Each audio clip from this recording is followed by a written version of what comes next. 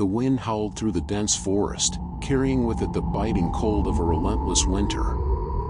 The small village of Ravencroft lay buried beneath a thick blanket of snow, its inhabitants huddled inside their cabins, desperate to keep the cold at bay.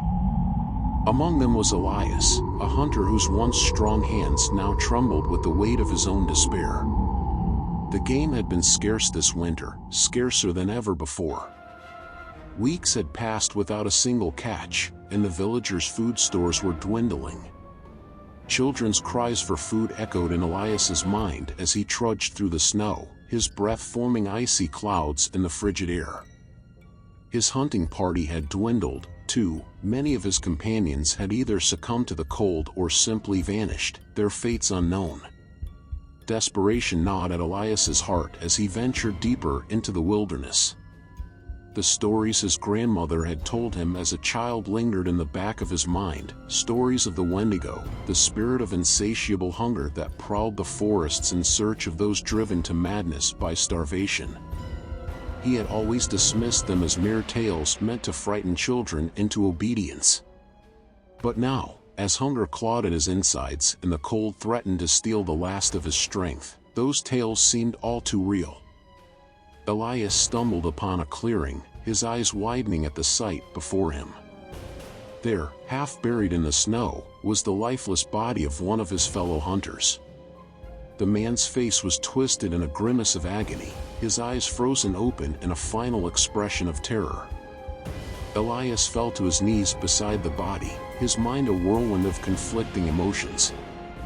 The man had been dead for days, his flesh preserved by the cold. The thought of it turned Elias's stomach, but the hunger was relentless. As he reached out a trembling hand toward the corpse, a sudden gust of wind swept through the clearing, carrying with it a whisper that seemed to come from the very depths of the forest. Wendigo. Elias recoiled, his heart pounding in his chest.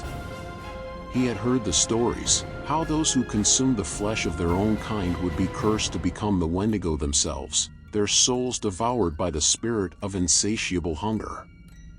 He fought against the growing temptation, but the hunger gnawed at him like a feral beast, demanding to be sated.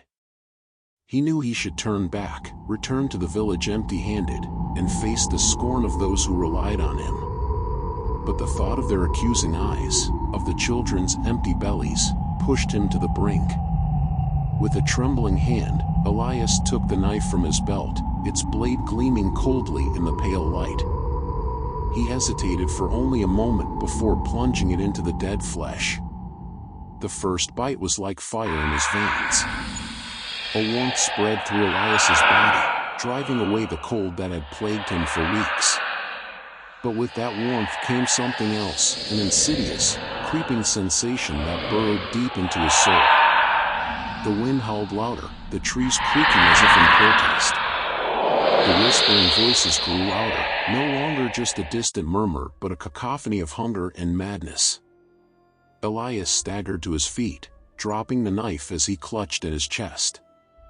The warmth had become unbearable, a searing heat that consumed him from within. His vision blurred, the world around him spinning as if caught in a violent storm. And then, in the midst of his torment, he saw it, a shadowy figure emerging from the trees, its gaunt body towering over him. Its eyes glowed with an otherworldly light, and its breath hung in the air like a frozen mist. Elias tried to scream, but the sound died in his throat as the creature advanced. He could feel the hunger within him growing, merging with the insatiable need of the Wendigo. He was becoming one with the beast, his humanity slipping away with each passing second. As the Wendigo reached out, its skeletal fingers brushing against Elias's skin, he felt the last vestiges of his soul consumed by the darkness. The transformation was swift, his body contorting and stretching until he was no longer the man he had once been. His heart, now a block of ice, beat with a slow, hollow rhythm.